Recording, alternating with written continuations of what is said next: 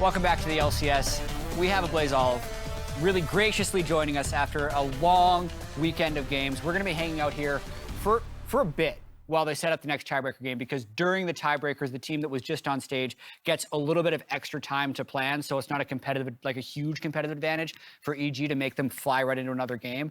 So we were just talking about how much we know about the playoffs now, and Mark was gonna fill us in because he's been studying. Yep. So with this loss, we officially have Golden Guardians coming in at the 6th seed. We have the top half of the bracket mostly filled in. We saw TL grab first. Yep. As people have analyzed handwriting a lot today, please no one judge me. Penmanship is awful.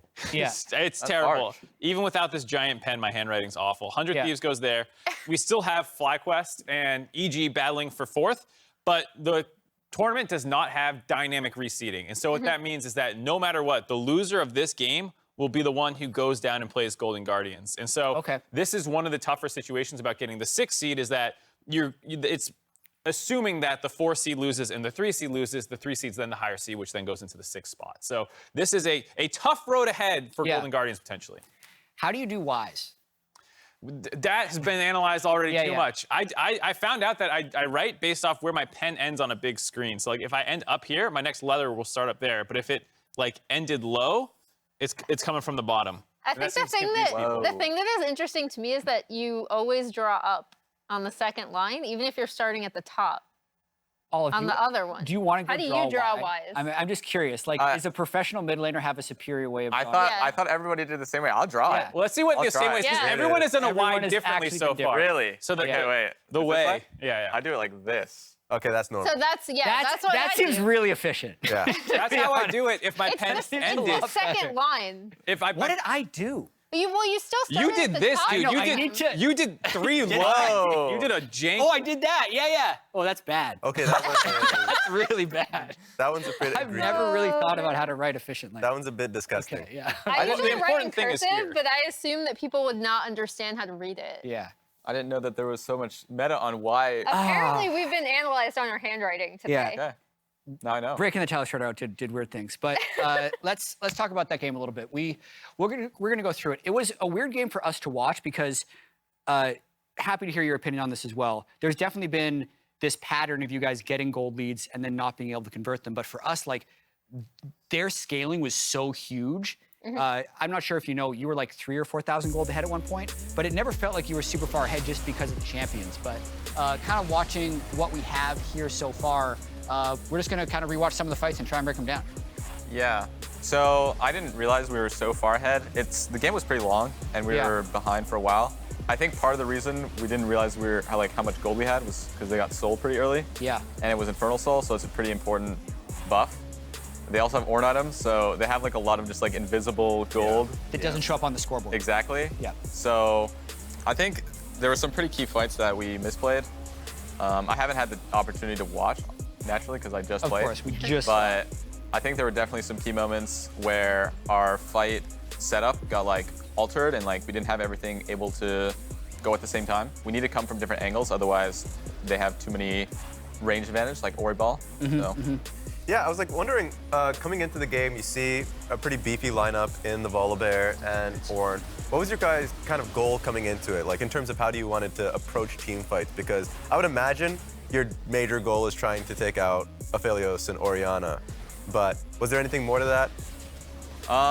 Not too complicated. We did look at team fights a lot because our first game against Team Liquid was really decided by team fights this week. Yeah.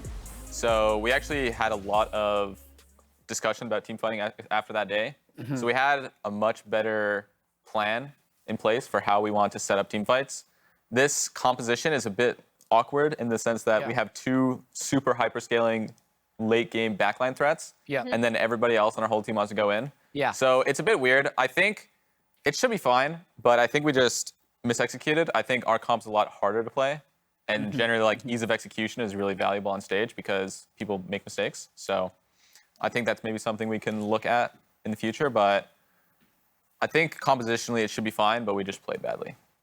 So I'm actually really curious because I feel like in a lot of compositions where you do have either slightly opposed maybe goals, like you pointed out where you have the dive and then you have the late game scaling carries in Victor and Jinx. when you hear like, or if you hear people talking about your team comp, and how many times do you think a composition is written off just because it is more difficult to execute?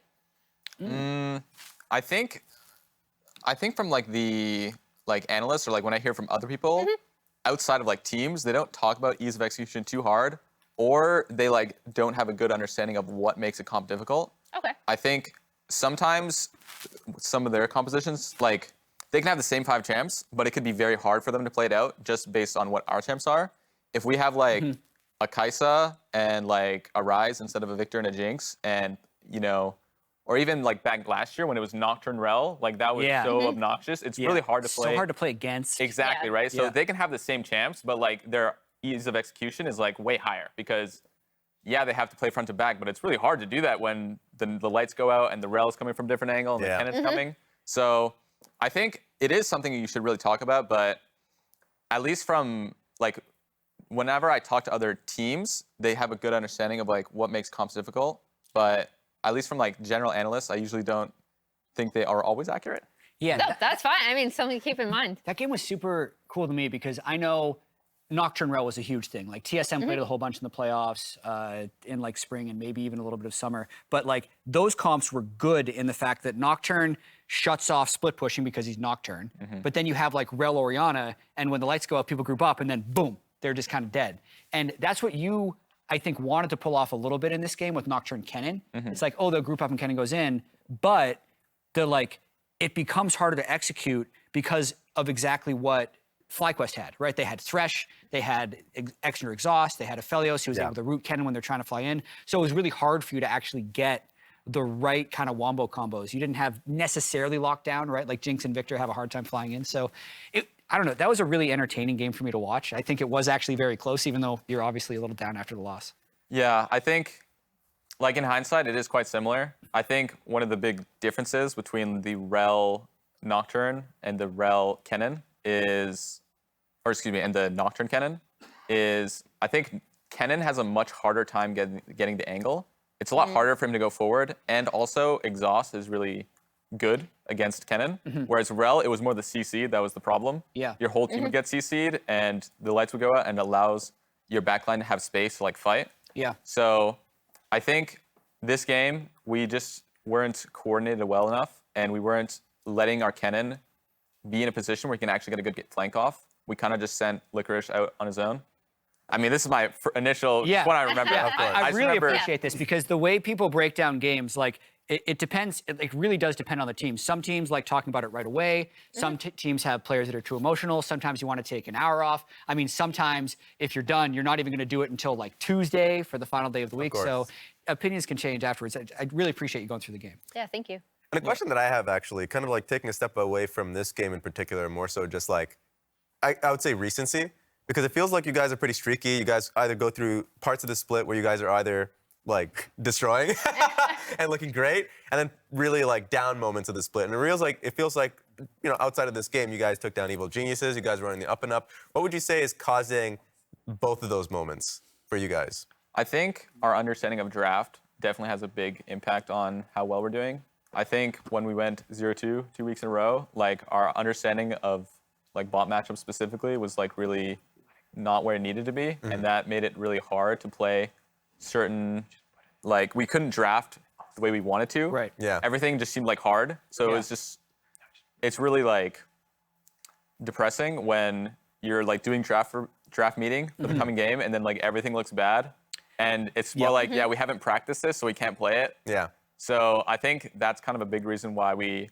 were doing well and then had that dip, is just we weren't quickly picking up on the bot lane meta. But I think now like we have like learned from that, and we made it a big focus after that 0-4 that we had to be really solid on draft, because we didn't want to just lose a game because we had a bit bad draft. Yeah. Good, makes a lot of sense. Piggybacking on that, now that you have faced both of the teams that are about to face off in EG and FlyQuest, what do you think the strengths and opportunity areas, as much as you can like expound on broadcast, what do you think they are of these two teams? I think EG definitely has a higher ceiling, but to be honest, I'm not exactly sure what it is that they're not winning more games. because like whenever you play against them, it feels like they're better than, like they're up there with like 100 Thieves, TL, and C9, but they just don't have the wins for it. So it's a bit strange. I think FlyQuest definitely has avenues, and I think specifically like toucouille has been performing really well. And I think Jojo either has good games or bad games, it seems, where he looks really solid, or it seems like he's not really doing much. So I think just being able to have like a good mid setup, mid jungle duo will be really advantageous to FlyQuest. Just throwing this up right here. This is the last time EG played FlyQuest, which was actually this week. EG has like a very recent result, and they beat them in this game fairly soundly. A lot of this, though, I believe was the Graves Riven game, which we kind of like put in the back of our minds. right. But like, Impact's Graves just pushed Riven in all game. It was about 3,000 damage for Riven, and weirdly enough, like the overall damage looked close, but the game was not. It looks like a top gap to me. Yep, a little bit. That one was a tough one. Yeah, I think this one was purely just, it felt like draft, because FlyQuest was actually doing quite well on the bottom side of the map and had some good, like better scaling elements, but then you just pan up top side and Impact just had his way. So Yeah. I definitely think it's going to be much different with FlyQuest kind of scaling up too as a team. That definitely happens sometimes. Top lane's really snowbally, but I think that game was a pretty good example of something that FlyQuest needs to like look at as something that went well, because they had the Ahri into the Sylas, and the Ahri took Ignite, so the matchup is really, like the fights are really skewed to Ahri because of the Ignite, and in the early game, outside of top lane, they were doing quite well. Yeah. I think they ganked Jojo and killed him, like a lane gank or something, and he was doing really well in lane, toucouille was, so I think, you know, sometimes top lane is just destroyed. If the game was more even, that game might definitely have gone to FlyQuest. Yeah, absolutely. Real quick before we get into the next match as well, we're going to pull up our Samsung SSD Fast 5 for this week. The Super Week, 15 games instead of 10. Usually this is like fastest mythic item, fastest level 6. What do we got? Summit was... Where are you on the board? We got Pride Stalker. Oh, no! Level 6 time. Hey! I mean, the mythic item one is so gameable. Like, you can just do futures market and not build boots, and you're just going to win that every time. True. There's Johnsun, speaking of FlyQuest bot lane doing Yeah. well. He popped up there right behind. Oh, well, Danny's significantly far What do you ahead, see up but- here, Olive? Something I noticed? Yeah. I'm not surprised that Fudge is first on the mythic timings. Yeah. Because he usually just rushes the mythics every single game. Yep. He has been doing it less recently, though. True. When he was in lock-in, he was like futures market Yeah, every game. every single game. No boots. No boots. It's like, It was 8 yeah. minutes? How did that happen? No, it's Yeah, congrats to those of you earning bonus points on the LCS Sleeper Fantasy app as well for having this week's top performers in your lineup. And another thing I want to talk to you about, Olive, is we've been listening to your like interview bits, and you have like the biggest, you commit, right? Whether it's with fire, whether it's Oh, true. Yeah. whether it's trash talk towards Bjergsen, like the turntables, all this stuff. Look, like, when was this? When did you make this decision? Was this your idea? so this was, I'm pretty sure everyone on my team was supposed to do this, but They left you supposed out. to? no. What happened was like we got to like the Riot Asset Day thing, Yeah. and then Lost had COVID, and Oh, so no. So it's just so you. and Pride Stalker and Ole weren't in the country yet, and I think LeTigress like also had COVID or something. He wasn't there either. So like everyone was supposed to be there, but I was the only one that was actually there. You're So- carrying the team on, Yeah, on so the Omo gift. It was me All right. and then all the academy players. So they just had me do like 300 things. Like I was like they had to like waste time because I was the only person there. There was supposed to be 5 LCS players, but That's amazing. What was the most ridiculous thing that you did that we haven't seen? I don't know which ones you've seen, to be honest. But that was definitely the coolest one. I really liked the snow one, the falling snow. Oh, yeah. slow motion. I saw the chime one for that one. I didn't actually get to see yours. Yeah, if you no, were there. I did one. I thought it looked really cool. I'm trying to remember what else I did that day, but I like the snow one. Yeah. That one was cool. Okay. I think we have about 3 or 4 minutes before we're going to be able to get into this game. Let's do some predictions, right? It's EG versus FlyQuest. Mark, do you want to go first? Mark's kind of Yeah. thinking I about had a something. question whole time. actually about, since we talked about who you have to play and like the fire, who do you want to burn down when they're going to come down and fight you? Do you want 100 Thieves or do you want C9? Who do you think you have What's a better more matchup chaotic? against? Yeah. I can inspire you with something. Remember the last time you were in playoffs? Who'd you have to face? C9. Yeah. Yeah. There's a storyline there. If you That's want true, it. actually. I actually do want to play C9 again. I think it would be a fun revenge match but I think 100 Thieves also is really good in the early game. Yeah. And we're also really good in the early game. So it's a bit of like an explosive fight. Like whoever takes over early in the series is probably going to like take over. Go ahead. Have you ever heard the term wisdom of the crowd? Yeah. Yeah. So generally speaking, like the crowd will have a better prediction than any individual. Yeah. So we have 5 people here. I want us to all predict this next game, and it will give us most likely the perfect playoff bracket. Right. Okay. Right. So EG versus FlyQuest. At the start of the week, I said it was going to be EG, even though FlyQuest is hot. Yeah. I'm going EG. I'm going EG too. This isn't going to be that close, maybe. Not looking good. I was also going to go EG. Yeah, I am gonna go EG. Crowd's So looking I'm kind of already wise. outvoted 4-1. So I'll Fly. say FlyQuest. Okay. Well, you got to write in EG and then tell us why FlyQuest for you. Okay. So Yeah. EG is going to win. So FlyQuest is going to be down here. Yeah. But the reason FlyQuest is going to win is because they're just picking scaling right now. Like Blazeall It said, is they're true. going for ease of execution comps, front to back, scaling, and EG hasn't been super clean. I actually think there's a world where FlyQuest runs back a draft like the one they just did there. Yeah. EG picked red side as well, Harder. Ooh, right? interesting. And they had your game. EG was red side as well. Yeah, but we picked blue. But you picked blue. Yeah. Yeah. That's been an interesting thing. And if you can't answer this without revealing too much, your team that always picks blue side. We have a few teams that are really heavily picking red side, like Hundred Hundred Thieves, yeah. And why do you think it's so disparate this year? Like, okay, teams are ready, actually, is what I've just been told. It's a cool conversation. We're going to talk about this after, but right now, we're sending it to Pastry and Azael to get us into the final tiebreaker game of the day. Thank you. I am ready. You're ready. It's been a long day, but it's been a fun day. Love me some last day of the LCS regular season. It has. It's been really fun. I'm excited to see, FlyQuest can kind of pull off the bracket run, or if EG heist. can smack them down and secure their 4th place spot. And the analysts can continue that conversation. Maybe they are continuing that conversation right probably. now. Oh, I know, Unless Chad. It's Blazeall definitely happening. is just instantly leaving. No, he has been held hostage. He has he's dinner to go been to. strapped He to the wants to chair. go home. He's locked him in. He's been so We'll much see him fun to after listen this game. to. He'll too. still be Credit here. to Blazeall Yes. for getting up Huge there credit. after a loss, chatting with us. He's been really fun to have on broadcast for the interviews, for the segments. Good laning. Good conversation. Canadian. That's like at least plus 10 points. Oh, yeah. Easy. I mean, he's great. I mean, even like little things, right? Like he's got some natural broker skills. He was talking and Zhao says, "Oh, go on." Yeah. That's a professional move. Ooh. That's a professional move. That's also just From kind of a Blazeall. Canadian thing. That's just being polite. That's true. So maybe That's Canadians also just have Canadian. the racial advantage, So is Raz. There's a lot of Canadians on the desk Yeah. too, by the way. Is that the plus 10 to play? Is that the Canadian There you racial go. Yeah, passive? that's a Canadian racial passive. all right. Focusing back in. EG and FlyQuest are our last game of the season. I mean, technically the season's over already. These are just the extra games, the tiebreakers we're playing, because we've got to seed some playoffs. This is the I in-between. say it's part of the season. I agree. Yeah, I agree. It's deciding the regular season standings. That's true. Which to me feels like part of the season. So Yep. we are in it. toucouille getting that Viego respect ban. Get out of there. A lot of people not wanting Jose to get his lease in. He's been drawing a lot of bans today. It feels like in all 3 games, it's been like 2 jungle bans in the first round. This time it is only going to be the 1. Jinx, Viego, a lot of the scaling picks being taken off the table. Impact going to lose his Tryndamere and a couple of bans towards JoJo. Going to be interesting to see if FlyQuest, in fact, does just go ease of execution, 5v5, front to back type team fighting that they have been really kind of prioritizing so far today to great success. I'm ready for on round 2 from Kumo at this Yeah. point. I think FlyQuest definitely feeling comfy there. Viego also open, notably Josedeodo is going to get the draft priority.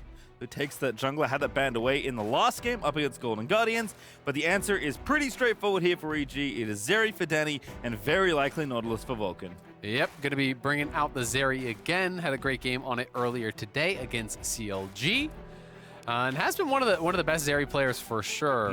I think I want to say this is his 7th game. The stats I'm looking at show 5, but I don't think it counted the earlier game yet. I wouldn't think it'd be updated. So I'm going to say this is his 7th Zeri game, which would put it actually just below Jinx as his 2nd most played. Nautilus coming through again. Super high prio on this pick. And with a lot of the jungle bans coming out, Viego has really risen in priority. If things are kind of going to chalk, we've been seeing so much volley in these types of situations. But it is, in fact, going to be Ahri here blind. So now the question is, does EG want to go towards matching jungle, or will they go towards, potentially a counter pick? Hovering the Vex, I think, is saying, hey, you might pick this. That might be your answer. So I'm interested to see what EG's prio is going to be. Graves, if they go this is like very different. This is way more mid-gamey. It's not a lot of engage. They're going to need to draft engage, I think, for Afro to be able to really kind of start things out. But this is like a complete left turn from where they were in the last couple games, where it was like all front to back, draft for late. This is much more scrappy, much more mid-game. And we'll see how they want to try to round out this composition. While EG are going to have to really decide, do we pick mid here or do we go jungle? Syndra, I wonder? Jojo's played it already. Both he and toucouille actually have been very good on the pick. And there it is, Jojo Syndra. He's throwing down the gold in the mid lane 1v1. Yep, so he's going to be bringing this out into the Ahri. He gets counter pick, but it's such an interesting draft because usually there's more parity in the picks. The only matched pick was mid, where we have jungle and top for Fly, and we had a full bot lane for EG. So they can potentially ban out, like if I was EG, I would actually ignore marksman and I would ban out engage supports. I think that FlyQuest will hard struggle without engage supports. So if you ban out like Leona, if you ban out, there you go. If you ban out something like that, and maybe even like an Alistar. Thresh to me is more of like a follow-up. So I would think that that would be less of an issue. Rakan could be another option as well, as far as the things that Afro has actually been playing. Of course, he can go, you can't always reach further, but those are the ones that he's been playing the most. So going to be interested to see if that's the option. Volley was the jungle pick that I kind of mentioned, fitting in a lot of these situations. So that will be taken off, and we'll find out. I mean, it's just there's so many ADs up. Like banning another AD here is just so useless to me. Like, it really should be another engaged support. But Braum instead, it's interesting. Like maybe that's the option that FlyQuest has been going for. Like that's what TL went for basically when they played their like triple marksman comp. They had Braum. And a lot of teams have like that with multiple marksman teams, and this is going to be that because we have Graves top. So I think that makes some sense, and it's also really strong against Syndra as an interaction there, blocking the ultimate. So it makes sense, but I still just think FlyQuest need engage, so like that would have been more where I was looking. I think Zeri also just hates playing against Braum. Yeah. So I definitely see the logic, but Hecarim going to get banned away. Interesting, we usually see a lot of phase 1 Hecarim bans. It was left through here. So now it is Inspired, the newest like J4 player. And Impact, one of the most experienced players, certainly the most experienced player on this EG, left to take the last few picks here. Oh, baby, we're doing it. Okay, this will be interesting to see if he does want to go Akali. I mean, he has brought it out a couple times so far. It's been good. So it's double AP soul laners. So you do have basically the need for an AD jungler. It's so interesting to see them leaving that for last, but in this situation, it makes sense because both the soul laners are already showing, right? So hide your jungle pick, find it if you can get like a really good kind of contextual pick there. And even if not, you don't lose anything because you already knew what you were going to be laning against. There's not going to be a Graves lane swap or anything like that. So now it's time for the bot lane to be drafted here from Afro. Tahm Kench, so a little bit of a gauge. But not that's really. true. Like it's much more on the defensive side. Yeah. It's much more, oh, here comes the Akali or the Syndra ult, and you're going to answer that. So we'll have to see how FlyQuest can actually function without the forms of hard engage, because I do think they have struggled when they don't have clear win conditions, when they don't have the ability to just have those go buttons that they have had in these last couple of games. Yeah, my brain defaulted to old Tahm Kench, who's like a purely defensive champion. Okay, Ooh, I like this. They found some engage. Yeah, so this is a smart workaround here. You know, Hans Sama has been going to it 3 straight games, has won all those games on it. Well, TL wins all the games. Hey. But it is going to be Johnsun bringing in the Ashe. So I think this makes a lot of sense. Does give them some sort of hard engage. Of course, it's not like as guaranteed like the Nautilus and stuff. It's not point and click. But if you can play from fog, you can be pretty consistent with those arrows, especially since the buff came in. Xin makes a lot of sense. Early game power. Also, the ultimate really does answer these multiple marksman comps very, very effectively because you can't really get inside realistically to consistently deal damage to that Xin. So Graves and Ashe going to have some trouble dealing with that. I'm going to say I really like EG's comp. I think there's a lot of kind of early and mid-game power to answer what FlyQuest has, and I do think it's easier to play out their composition later on.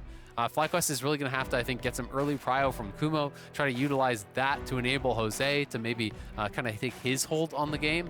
And if you can have success through that top side, I can see them being successful, but it's just not been the FlyQuest way. Yeah, it'd be fun to see it. EG, to me, kind of like, yep, we're going to gap you, and if we don't, Danny's got our back on the Zeri. Well, we'll see how FlyQuest navigate, definitely kind of splitting the difference on the comps they've played so far. EG seem to be the favorites here in this one. We'll see if that holds true or not. Everyone predicting them on the desk. They've got a strong comp, a lot of comfort picks here for them. Good engage there for Vulcan dating on his Zeri. It's going to be a really exciting one. Such an important matchup for these two teams. It's all down to this for upper bracket.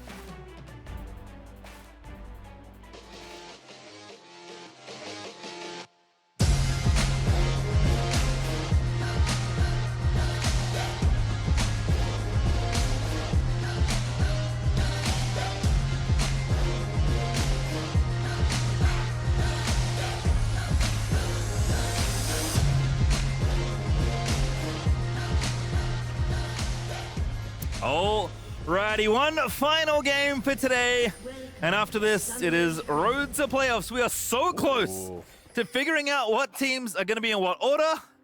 Do they have? Okay, never mind. I thought they were good. They're trying to show Jose like they're doing nothing, but they're looking for a little bit of an invade mid. No one's covering mid here for EG, so they didn't actually see this wraparound, but I don't know how much it's going to matter. I think that they're going to go for the level 1 invade that we actually have seen. This was actually what basically TL did against TSM, but they are backing off now. It's interesting. I mean, I think it can be quite effective. Anytime you have the Graves, like, and EG is clearly worried about it because they actually called Vulcan top. So Vulcan is here to try to answer, and I think Vulcan will actually wait at level 1 and try to defend this invade, which is a nice adaptation. It is certainly nice. Oh, he's just going to play behind him, yeah. So they're only showing the jungle, and if they go for this invade, it is going to fall flat on its face for FlyQuest. So luckily for them, it looks like they are backing off, and I think they will kind of avert disaster unknowingly. Yep, seems like they've sniffed it out. Vulcan going to go back down to lane. Going to be a little bit late, but shouldn't matter too much. Don't really expect Zeri to get a whole lot of traction in the early game 2v2. Regardless, Ashe is surprisingly good in lane, actually. Mm-hmm. Yeah, Ashe is, I think, a really strong laner. You have good default attack range. The volley does help you push. It helps you poke NCS at the same time, which is one of the things that is very, very nice about that. Is Jojo taking some big early trades here onto toucouille, but toucouille able to get that last auto off to practically electrocute and then dodge the next Q, so evens it out pretty well. He has Ignite as well. I love this. Jojo is ready to duel. I was like, these matchups already going to be a banger because they love to kill each other, but Jojo's really trying to kill toucouille now. Yeah, he's looking to slam him. And Jojo is our most lane dominant mid laner in the league. By far. Criticize him for how he plays sometimes out of lane, sure, but you cannot knock this guy's laning phase. He creates leads like no one else, and he is hitting everything, it feels like, on toucouille, who only has 1 potion charge less and 3 CS to his name, so he's got to be able to last a lot longer than that to get a decent recall here. Of course, the other problem with the way Jojo plays is that sometimes you get got by the enemy jungler. Inspired is going to get spotted at Hawkshot being put to good use, and I'm going to keep a close eye on mid lane because I see Jose at his Raptors and I see Jojo basically under the enemy tower. Yeah, it is always a little bit dicey, but he does have a nice ward there. You can see kind of at the top of your screen, just right here. He's got that ward. Betrayed. To be able to. Hey! He pulled it back. They have my back. I actually betrayed them. You know, they didn't see it coming. It's not on the observer. It's on me. Impact here, gonna get pushed in. Have to kind of accept that in this matchup. No shot, you're really going to get the push early on as Akali into basically anything. So Graves going to be able to have the push. Impact just going to go for the resolve secondary. I'm expecting he's second win. Let's check. He is in fact second win. Second win D-Shield. That's kind of the like, I don't want to die type rune setup and an early buy. And that will help to keep him safe as Jose can clear this out. Not quite. Oh, no. Went a little bit over too late. But topside Scuttle will be traded. He's trying to get over there, but not going to be able to get there in time, so Inspired will be able to grab a Scuttle of his own and potentially even get a gank here on Kumo, who's very far up and I think has a false sense of security because his jungler was pathing to topside. Yep, Ignite again. Remember here for Impact, Kumo is going to dash out of the way. He's going to have to flash, so Inspired with a very nice force. Yep, flash the W. Had to do that, otherwise Inspired would have been able to follow through and potentially kill him. But behind Kumo, is he want to go for it? No, he's not going to do it, as obviously Ahri was not there, so no sense in doing that. Kumo stays around, though. He doesn't actually base because he wanted to fix the wave. The wave has crashed now enough. This will bounce, so he can kind of chill and doesn't need to expose himself too much.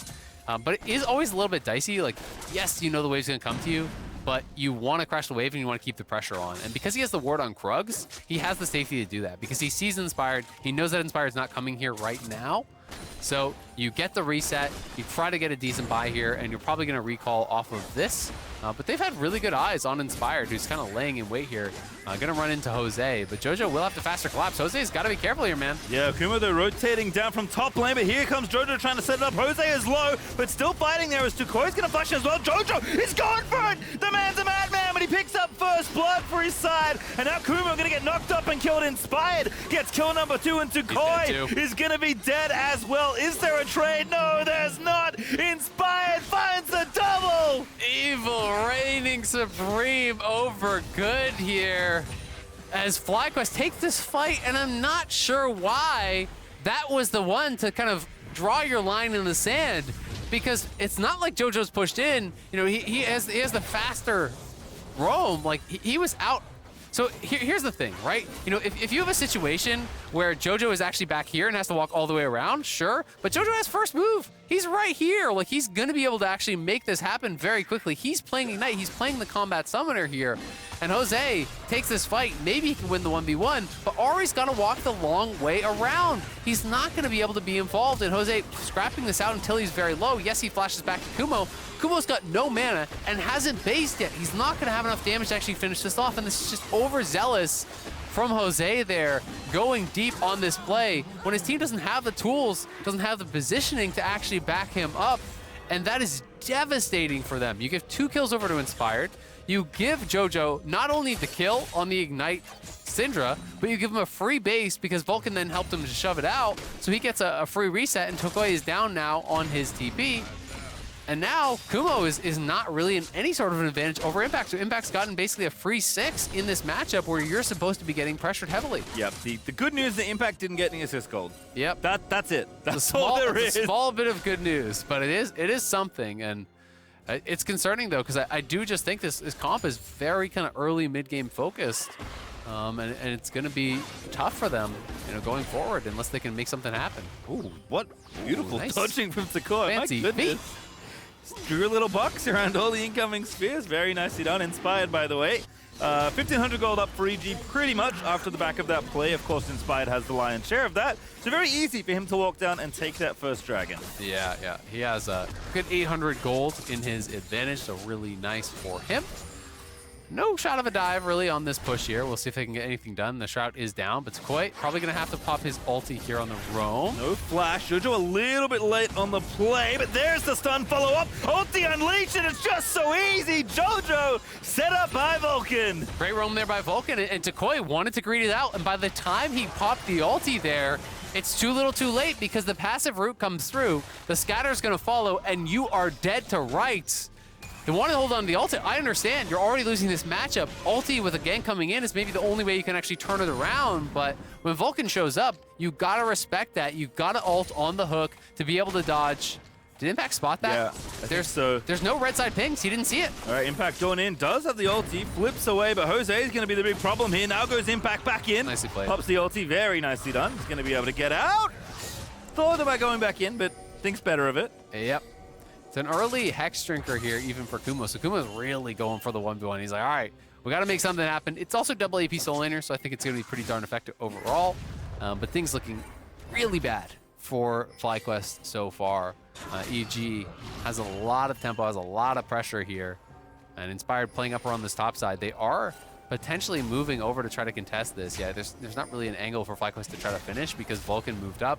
JoJo is around, has his Ignite back, so Inspired says, yep, just got to wait in this brush a little bit, wait till Impact gets the push. Now you have push in top, so he has first move, Kumo's low, it's ours. Yeah, Vulcan is 6 as well, by the way.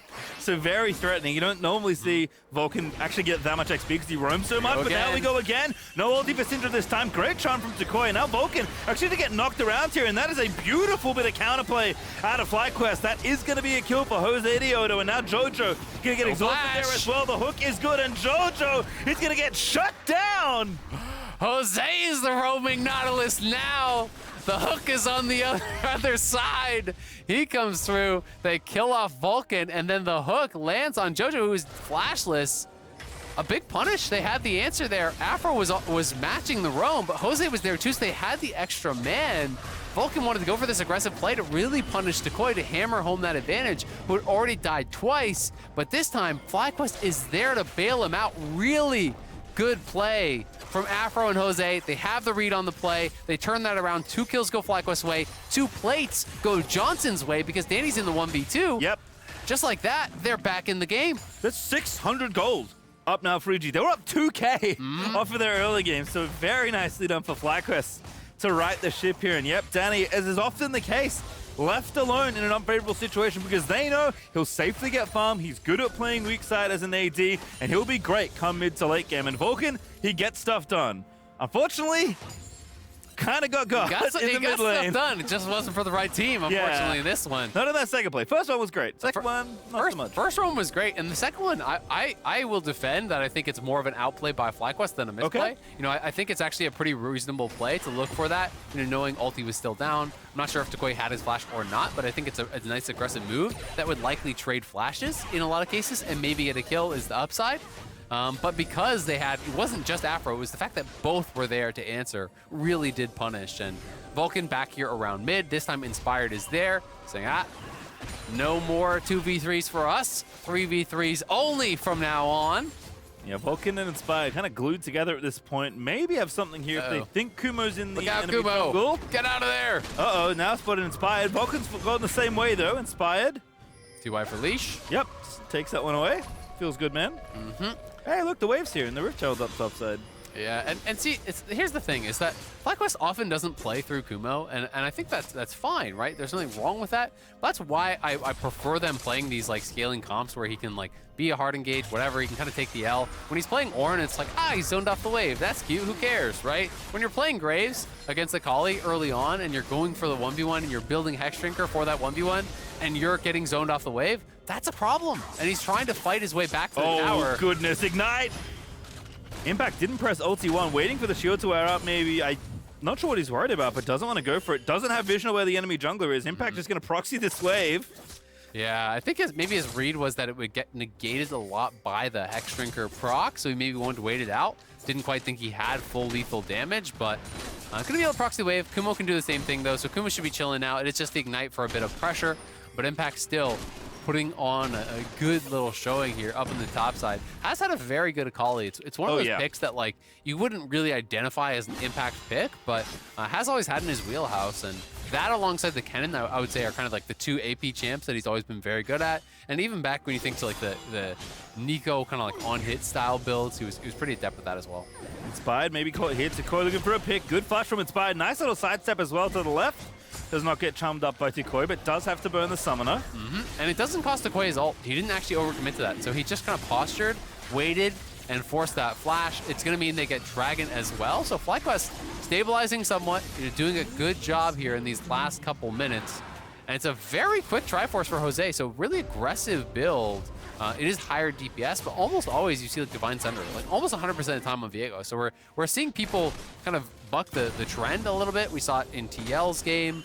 Both Bjergsen and his Buklo went different mythics. Now we're seeing a different mythic here from Jose. So nice to see a little bit of variety. And I think, you know, against what is quite a squishy team, like I think it can make sense. You know, if you're saying, hey, I got to carry, you know, go high DPS, get that additional damage on the Sheen proc, maybe it can make it happen.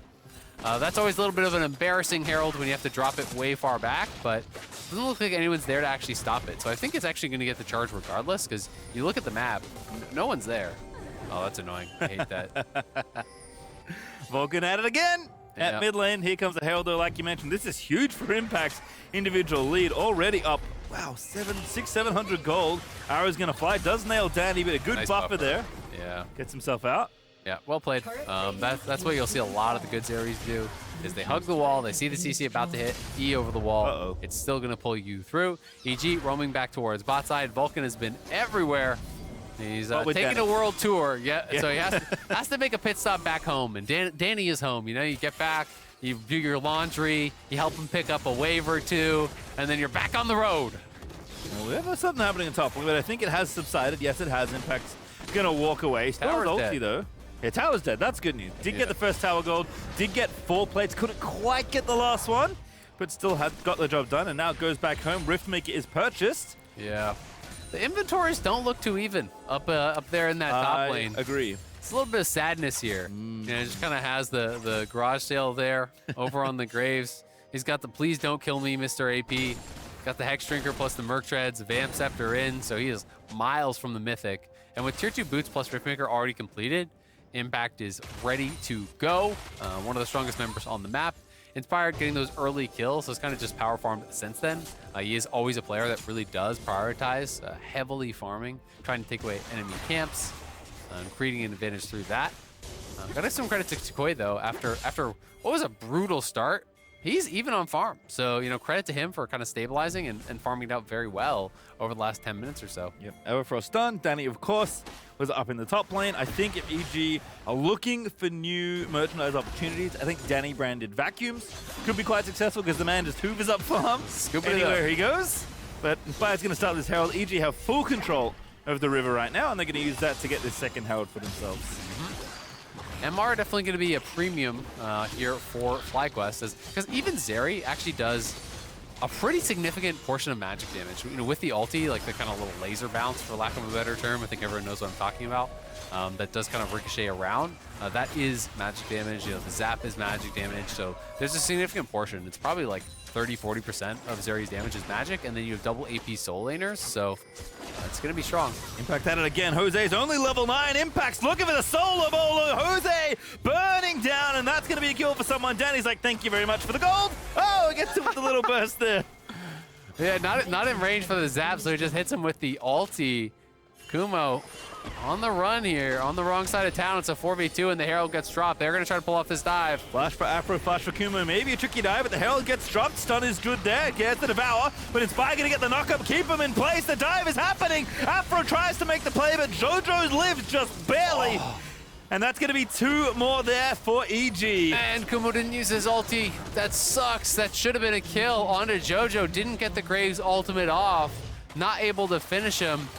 At least he would have got something back, but man, EG get multiple kills there. Jose gets caught out, soloed down basically by Impact. Yeah, Danny collects the kill, but that was Impact doing the heavy lifting. And then off of that, he's dead. They go for the 4v2 play on bot side, utilize the Herald to get a tower, 2 more kills.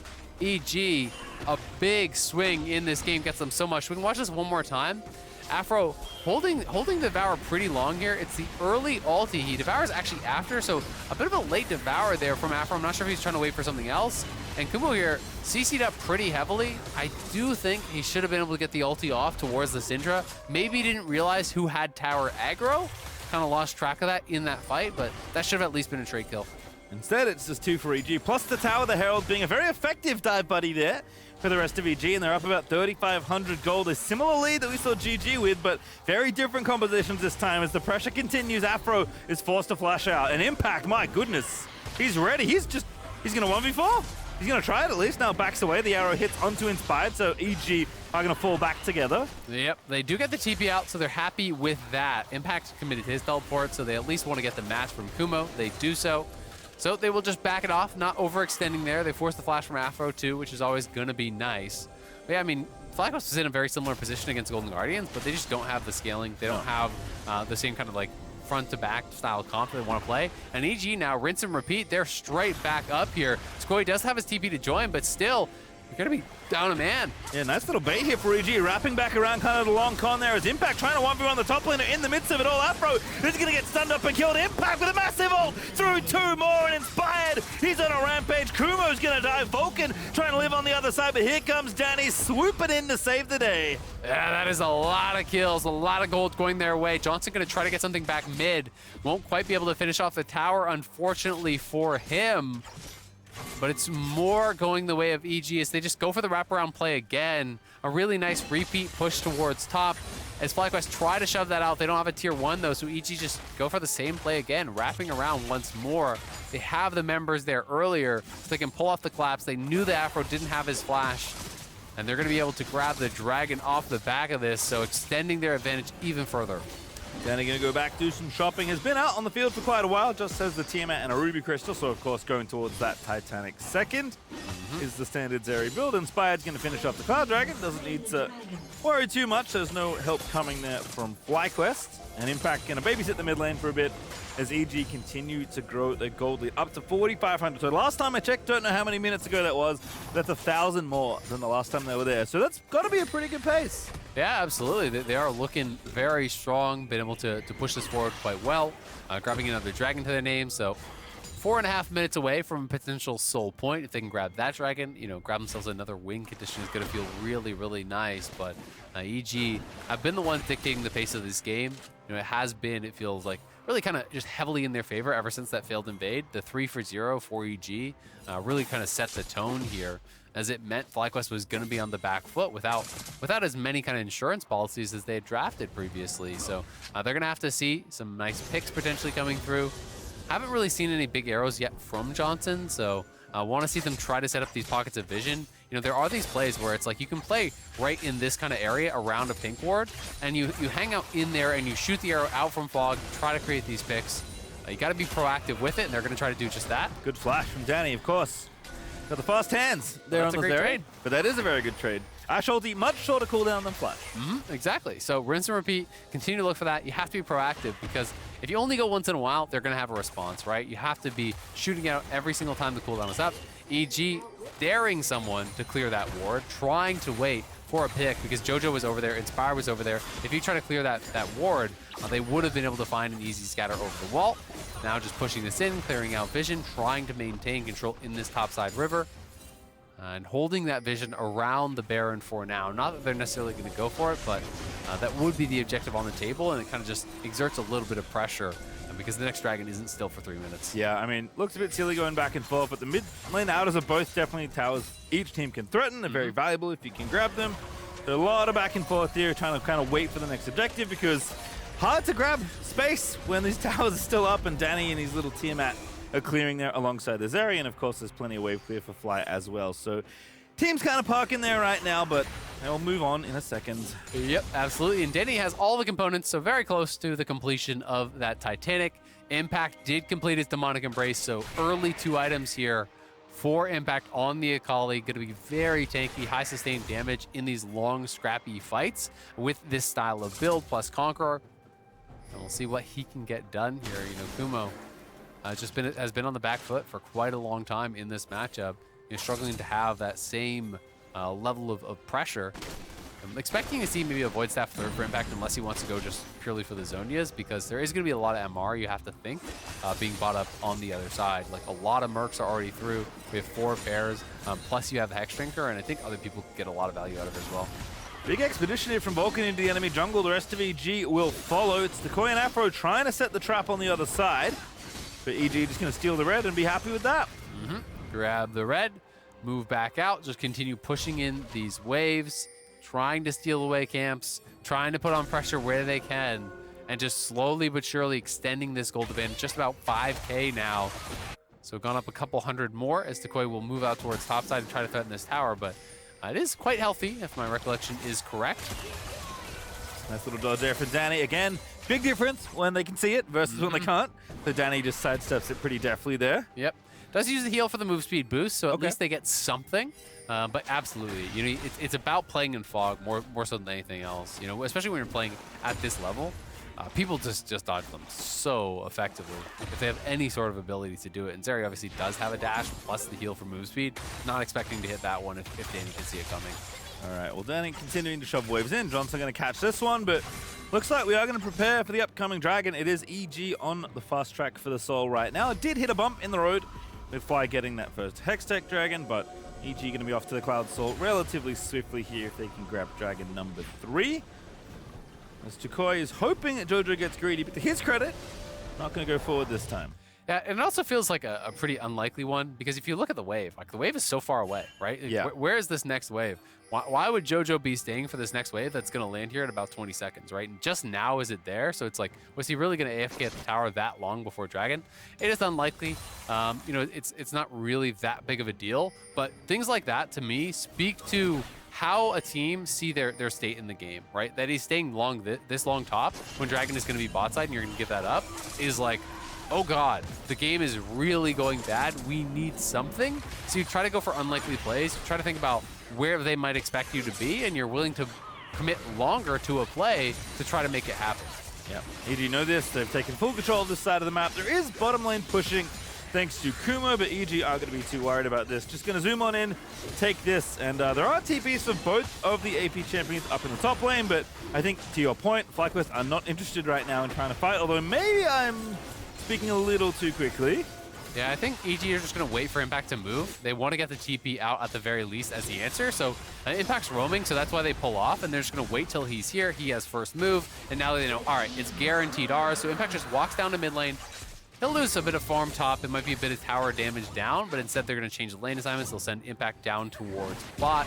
It's going to be Syndra escorted up here by the Zeri and the Nautilus to cover top. So making sure that no one could be laying in wait. There's no Josedeodo type situation where it's a 2v1. And EG are just playing very well around what the win conditions would be for FlyQuest, which is absolutely get a pick. Yeah, it feels like EG just kind of have to avoid what FlyQuest is looking to do because their gold lead's so big that I think they can kind of coast pretty comfortably. And it's not like they aren't staying proactive, but they've got the soul ticking around. They know Baron is something that teams are starting to think about. Danny's continuing to scale. Impact's massive, Inspired's massive. Jojo, yeah, there's a death, sure. It's kind of a Jojo thing. Gets at least one a game, sometimes 10 more. But he's doing fine. He is. He's just cruising to the potential 4th place finish here in the regular season. Yeah, I mean, we'll see if it continues going to chalk, but I mean, it seems like a very heavily EG favored game right now. That was the prediction, from the analysts when we, as well as from Blaze Olive, it was on the desk, and they got the predictions at the end. Everyone was going EG except for Mark, but I think he was kind of just doing it to definitely be did the it. contrarian. Yep, he definitely just did that to do it. But, FlyQuest, I think, would have been a completely reasonable prediction because they actually showed some pretty strong games here today.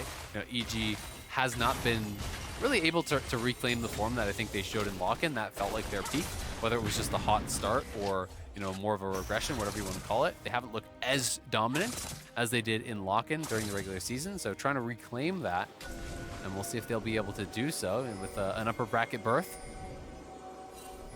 Mid lane tiles are still up. I've just realized that there's been so much back and forth that I mean, it's one of the reasons the game is extending is like EG kind of have to play in the side lanes and FlyQuest are catching them, but EG don't really want to just go straight dive someone. As Inspired is actually taking some damage, does get charmed up. Toucouille ready with the ulti, might just want to finish off the kill here, but doesn't commit it.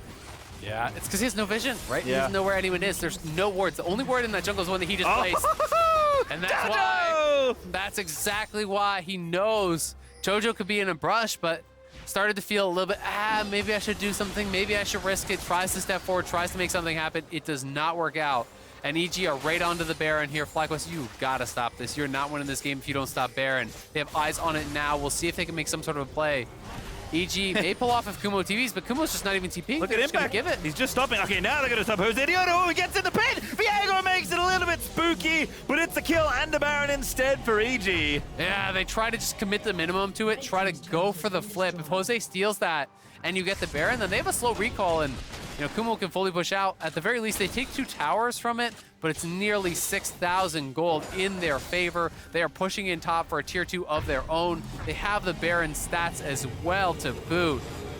And the item completions are coming through very quickly now for EG as multiple members completing that 3rd item. Yeah, Danny with the Hurricane now. Gonna shred through farm and champions alike. Impact's feeling pretty good. Did go to Zhonya's, but I think he's got more than enough damage in the rest of the team, even Inspired. 406 is cresting towards 3 items very quickly. Jojo's got the Void stuff. Feeling good for EG. Absolutely is. They are looking really, really good to kind of just cruise to a very controlled victory. Has been quite a few kills on their side. FlyQuest has not really been able to make much happen. They just don't have a lot of tools. When you lose out early with this kind of comp, it's like, all right, Ashe, hope you hit some arrows, and haven't really been able to see it. We saw those couple get fired off mid lane to force some sums, but that's been about it. And now at this point, EG with the Baron buff, they can group and push. So even if you hit an arrow, you're not likely going to hit the backline, and even if you do, everyone's going to be around them to defend. So EG just looking to extend this even further. 1 minute to Soul, and it feels like FlyQuest time in this game is very quickly running out. Does seem like it.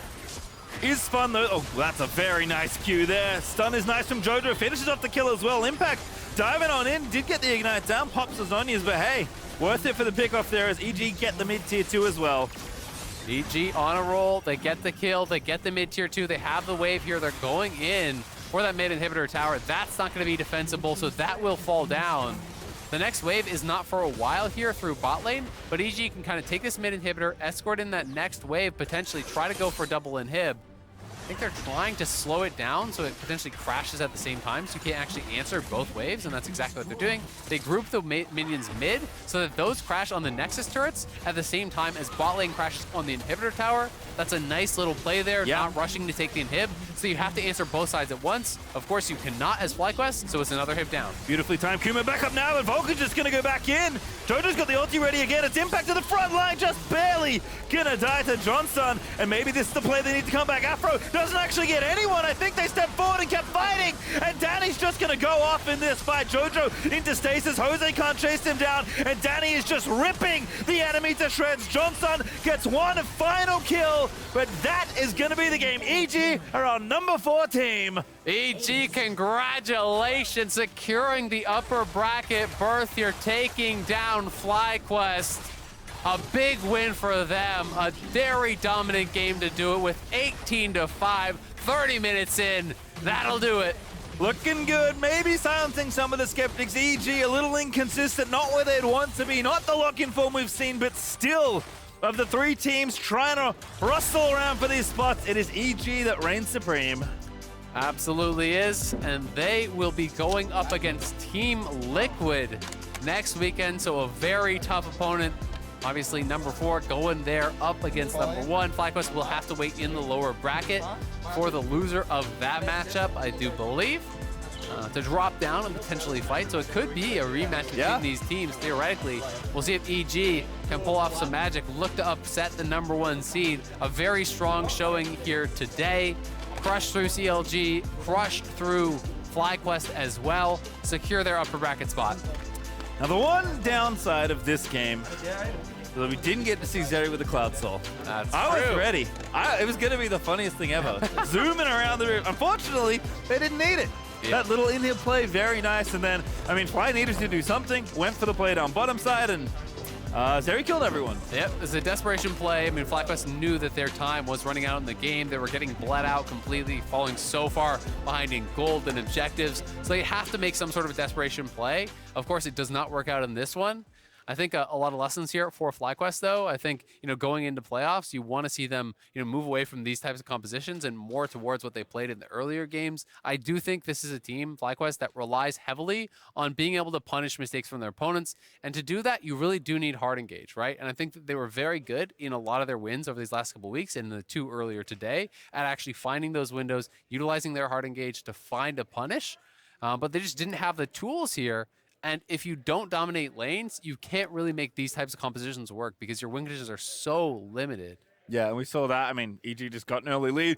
I said it. I knew they were going to play to get aggressive in their lanes, and that's exactly what happened. And I think Jose's really going to want that one invade back. Yeah, the for sure. The early invade, there wasn't the setup for it. I mean, Graves hadn't based. He has no mana. Yes, he can move, but can't really do anything when he arrives there. The Ignite Syndra has the shorter path to actually come over and collapse on you. EG punished that invade very, very well. Inspired, Impact, Jojo all collapse. 3-for-0 start. In this game that was going to be, I think, a very snowbally one, was massive for EG, and they made the most of it. Yep, definitely felt like a relatively typical EG game, especially when they were winning and dominating a little bit more. Very curious to see how good this team really are. I think that's been the big question is like getting luck in finals pretty smoothly. Maybe they're one of the top 2 teams, and now they dropped down to 4th tier. So who knows? Could finish anywhere from 1st to 6th. That's how playoffs works. We are going to have a pro-to-pro with High and Vulcan in just a few minutes, but right now we are going to be joining LeTigress and Impact for our Verizon post-game interview. That's right, our last Verizon post-game interview of the regular season. I've got Impact, EG winning the 7th game of the day, but it means you get to start in the upper bracket. What does that mean to you and the squad? I mean, was very long time waiting. I mean, if tier lost the last game, we play at the 8 p.m., right? So we say please tier win, we won't go home fast. And yeah, I mean, we won, how long? It's 30-minute game, I guess. I mean, it's not a bad game. I mean, we know that we're gonna win. We have confidence. And I thought they 1, 2, 3 pick. They picked Viego, Ahri, and Graves. And I said that free win. For you and the squad, you got to play the Akali. I know you always enjoy getting off tank duty a little bit. So what was that like? I mean, imagine you play tank in 2022. I mean, tank is not bad. It's up to tank home normally. But against Decom, like I think they don't have much CC. You know, Graves, Viego doesn't have a target CC, right? So I thought it's Akali anger, and also Tahm Kench. I don't care Tahm Kench that much because when I ulted that, Tahm Kench did eat that, right? I can wait. I can chilling in the smoke. So Yeah. what's a good pick? I mean, I can play tank. It's up to our coach, you know. Yeah, you mentioned kind of tanks not really being around as much though this year. How do you feel about just the way top lane has been playing out throughout spring? Very aggressive, a lot of 1v1 matchups. I mean, because TP change, I think really important about 1v1 winning now. I mean, you can put tank top lane if you don't care top lane because you cannot care like top, mid, bottom 3 lane. You can care only 2 lane normally. So it's you need balance, you know. Some people play tank when sacrifice because they know they cannot play top side easily. So they just like, okay, drop top lane. Any top lane use it for later, you know. Top lane's weak. So. Nah. No, but it sounds like you had a lot of confidence coming into this game, you and the rest of EG, but there is that energy management you're just mentioning. Luckily, it wasn't the latest it could be. How do you and the team kind of use that time when you have to wait around for a tiebreaker that's still so important? I mean, we just said it. We just talked about we should not lose focus. We should hold focus. So, yeah, that's how it works. And yeah, we are play well. And I don't know, like we just keep saying like don't lose focus, even they play bad because we were watching their last game tiebreaker and like I can't focus. I said it like that, but still, you know, don't lose focus. And yeah, that's how we win easy that I think against them. We won, yeah. Keeping your eyes on the prize. And you do get another game in. Is there any benefit to that when it comes to preparing for playoffs, those additional reps, making sure you're all on the same page? Oh, yeah, we are, last week too, we tried to focus about like what we can do team more stuff because when we failed that about, we just throw the game, you know. We had normally early game and we make some mistake and like, okay, and yeah, we just lost because we make mistake, but we doesn't know what we made that mistake, and we just keep make that mistake and we lost that. So, we talk about that one like how we can team fight better, how we can positioning better, like flank or number, like example like who gonna flank or who gonna looking engage first. Then yeah, also just go, you know, like don't be scared, don't be fear, you know, just go and see, you know. Position well, but hit that go button when it counts. Yeah. Impact, I'm gonna let you call your shot. You're gonna be facing Team Liquid. First round, playoffs. How's that gonna go? Wait, really? I believe so. Okay, then, I didn't know that they are decided, so. Yeah, 4th seed going against the first, I believe. Oh, doesn't have choose. Okay, then, we don't care that much because anyway, we need to win against strong team, right? So it's kind of tough challenge, but I trust my teammates and I think we can do. Also in Scrim, we play really well. So I think we can play like stage, like in Scrim. I think we can beat Team Liquid too. So I trust and I hope so. I'm sure the fans trust as well. Impact, thank you for the interview. Congrats on the win. Yeah, thank you so much. Number 4 seed for Evil Geniuses. That rounds out our gameplay, finally for the day of the LCS in the regular season. Let's head on over to the State Farm Analyst Desk. Thank you very much for that interview. We have a full house here. We got us 4 just to our left as well. We're going to have Hai and Vulcan with Proto Pro, but they're still setting that up. So we're going to quickly go over this game one more time. They're arguing right now. You just can't hear them. Who's the pro? And Yeah. it's still Vulcan, but yeah, we're going to get into highlights for this game as EG has locked up the 4 seed. And it was that's it for the regular season. This felt like a very aggressive game for both teams in terms of draft. When you have Akali, Ahri, Syndra, Ignite Zhao, Syndra. yeah, Ignite Syndra, the Viego, and it went in EG's favor very early on off this skirmish. Yeah, and as you can see down there, Jojo ended up getting player of the game, his 2nd, I believe, on the day. He was really feeling himself today, and obviously he Player of the day. let's just say get some advantages off of that play. Yeah, we had Olive here before because he was just chilling with us before, like on the pregame, and he was already hyped looking at the Ignite Flash Syndra, right? Yeah. So it's like just saying, hey, you know what? He wants to take an advantage through mid lane. He did just that. Through solo kills and everything, and so when it ended up getting to this point of the game, and you already saw what happened in the red side jungle, it was pretty damn unfortunate for FlyQuest that they even took the fight. That it's just basically FlyQuest going uphill in this battle. And I feel like it was probably one of the most dominant mid lane performances we've seen this year. We've talked a lot about how stylistically that's just not been how the position has played this split.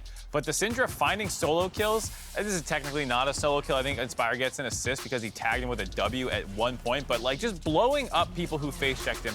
Jojo was a monster.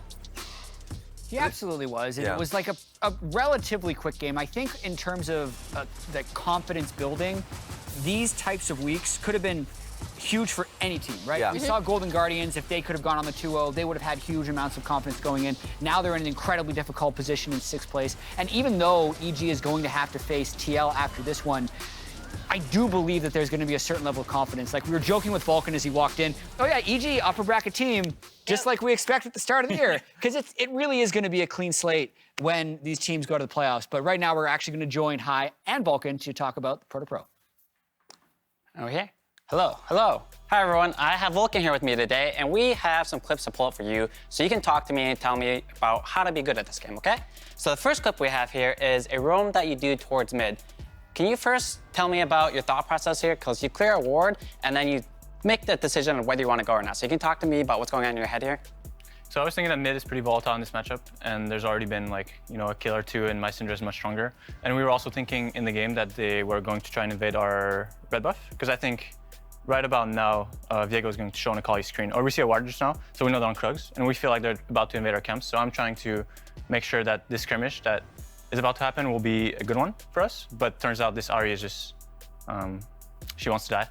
Right. I just kill her instead. I was watching this clip over again, and the reason I brought it up was because I feel like this Ahri should never die here. You literally clear a ward, she should know that you're there. So I'm wondering, like, is this something that you're going for just because you thought the kill would work on her, or is it because you're just like trying to do the fight? It was literally just a drive-by. I was like trying to, looking at this fight, I was like, I'm crossing through mid, I gotta go here. And then I was like low-key thinking in the back of my head that if Ahri makes a mistake, we can look for the kill. But I was also in comms, I think I called, we can get Ahri ult here, but then she just died, so we'll take that. Awesome. Great. So then I actually have a second clip here. You seem to really love mid lane. So can you tell me a bit about this one? I won't say anything, so you just tell me your thoughts here. So if I remember correctly here, we thought they might be trying to do Rift Herald with their AD out of base. So here I'm trying to get vision first. And now we see Ashe on bot, so we feel confident taking this fight. And now I think I'm gonna end up dying here because I tried to do a little bit too much because they are giving the Rift. And here it looks like I'm gonna kill Ahri again. So I'm like, hell yeah, time to kill Ahri. Okay. And I flash auto and I die, yeah? Yeah. They all show up. So I brought up this clip because it seems like this guy kind of trolled earlier, but now you're kind of trolling because you guys are trying to do too many things at once. Your jungler is literally on Rift Herald while you're trying to start this fight mid. You know well as your team does that 2 of them are missing, so you don't know where the jungler support is. So I'm just wondering, like, are you the one that's calling this play here, like, obviously, or is it like JoJo's like, hey, this guy's trolling, come get him right now? Like, who's the one that fall here? It was me. I saw the juicy Ahri and I thought it was going to be a repeat of last time. And Okay. Just wanted to be clear here to see whose fault this was, because as a mid laner, sometimes this tilts me, So understandable. Fair enough. And then here on this third clip, I have something really interesting, or I'm curious about, because obviously when I used to play, people always try to focus objectives, right? And people always say kills are not objectives, blah blah blah. But here, you guys clearly go for kills, and at first this play I think is good. And then as it follows up, I want to hear your thought process of what's going on here, and then I'll tell you my thoughts after. Well, because we're so far out in the game, we think that obviously they will not fight the Drake. So it's not worth for us to just use all of our resources bot side. Right. It's spawning, and it's spawning right now. Spawned, right? And we know for sure, because I think we even saw them, but we know for sure they're not trying to contest this dragon. So we know they'll try to go top side, try to punish Akali, maybe get a turret. So we're thinking, since we're so much stronger, we can just walk into top side. Either we defend one round and we're like clearing the wave, and then we can go to dragon later. And then in that case, we don't trade anything. Or in this case, well, we thought we defended and they wouldn't go for this again, but they step up again and go somewhere that they just can't. And we just decide to punish it, right? Cool. Yeah, so I definitely saw this play. I'm like, one, I thought you guys were trolling, but then obviously FlyQuest showed on the vision, and then they're trolling in reverse, because usually when your team is behind, you want to make a reverse play on the opposite side of the map, right? So I thought this was actually really cool from you guys, where in this case, the kills are the objectives, because the dragon is free, but so are these kills because they literally path top and show top. So I thought that was a pretty cool play. And that's why I wanted to bring up. And then here I have one last clip for you. Generally, as a support, your entire role is to protect the enemy jungler from getting in, right? So can you run me through this play right here? What's happening with comms? Tell me what goes on here, because this is almost very tragic. Yes, this was very close. We were just say we're gonna burn the Baron and then we can zone this Viego. So I said I was going to flash on him whenever he showed on my screen. This time I wasn't ready for it. And the Baron's still pretty healthy, so it's like I don't need to go on this timer. And this time he goes on my screen and flashes my hook there. You can see, I think he's just too good, this guy. And next time I play against him, maybe I'll flash and not hook instantly, and then he'll flash into my hook. Because he played it pretty well, but we were saying Akali will mess with him, and then I'll just flash over and stop him from getting in. But Okay, cool. Yeah, I mean, that was definitely well played by him. He definitely had the moves. I watched that back. I'm like, huh, that was 25 HP or something from being really bad for you guys. And you don't need to be in that Baron pit for any reason because you don't need to tank it. So that's all. I just want to hear like what the cons were. Maybe if Impact was just saying, hey, I got this, don't worry about it, then you want to go over. So that's all that I have here. We are good here. Thank you for taking the time to do this. Congrats on your win and your upper bracket run. We're looking forward to it. I will send you all off back to the State Farm analyst desk. All right, thank you too for that. It also looks like the ankle is feeling better. I'm glad to True, see that. wait a minute. His crutches the other day. He's like walking around real well. When did that happen? When did you feel more confident walking around, actually? 2 weeks ago, probably. Okay, Walk that's around. Nice. Wait, I I walked did not faster expect than that. 2 weeks ago, though. It's getting better. To me, this just reminds me how like much younger you are than me, because if I have my ankle, it's like a month-long process. But Well, congrats. he's shaved. He's cleaning up for I know. fans to get back, and he wants to be able to hang out after. You have 5 more years, bud. take pictures with the fans. You know, you got to be ready to go. Yeah. Gotta be presentable. Yeah. There it is. I Awesome. kind of respect that. Thanks a lot. Yeah, thanks once again. We have our player of the game leaderboard for the entirety of the regular season done now. Oof. Some is still at the top. Yeah, unsurprising. You don't lose player of the games just because you have a bad weekend. So you see there, Summit at 7, By Summit quite at 5. some time, yeah. Santorin's up there too, though. Yeah. I mean, Santorin has been building himself up throughout this split as a really consistent player. We talked about it a lot when it came to TL series. You know, sometimes Whippo's either going hard, or sometimes he's like dying, or bot lane's having, you know, there will always be someone who will be able to pick up the slack on TL. And for them, thankfully, it's Santorin. Santorin has been a very consistent force for this team, thankfully. We also have a rival leaderboard. We haven't talked about this that much, but we have been putting these votes together. This is basically for losing players who we think still had a good game. We've been voting on rivals. So here you go. Yeah, and it's, I think, a good thing that we did as well is that if we felt like there was genuinely a game that there was no strong player from the losing team, then they didn't get rivals. And so these are just like standout players in losing performances only. So it's just nice to be able to see, like, you know, Jenkins, Revenge, LeTigress, people that we've actually been singing a lot of praises for. It's nice to see Spica as well. Actually, I was wondering who you guys thought was the most interesting one. I mean, I feel like I can go through and think of like the specific CLG and definitely IMT games where these players were voted rival. I also want to call out Closer on there because Someday was the closest to the like Summits pog, and I feel like it's the two of them in tandem that have really, again, powered 100 Thieves through a lot of their mid-season struggles. I think that's what's the most interesting when we start talking about MVP voting and how this all factors in, because Summit's a huge force in their wins, but also in their losses. He has like usually the most deaths. He has the highest ISO deaths, I'm pretty sure, in the league. I'd have to double check that, and maybe it's only for top laners. And then for Closer, while Someday gets more of the pogs, earlier on in the year when they were struggling, Closer was playing very well and they were losing games. He was getting more credit then. And so all this is going to make for a very interesting MVP discussion, I think. Yeah, not a lot of people give credit for players in losing teams. And I think, like, sure, even though 100 Thieves is a team that's 3rd place right now, the fact that Closer was just picking up rivals. And there was one week in particular, I think it was week 2 or week 3, where he literally almost got Player of the Week, even after trading games, wins and loss, because of just his performance, even in those losses, being a consistent player. So that's really good to be able to look at now that the split's done. Absolutely, and with the split being done, it's time for our final Player of the Week, MasterCard Player of the Week. That honor is going to go to none other than the 3-0 Santorin. Santorin. I am the Santorin of the broadcast. I mean, I think a lot of people are.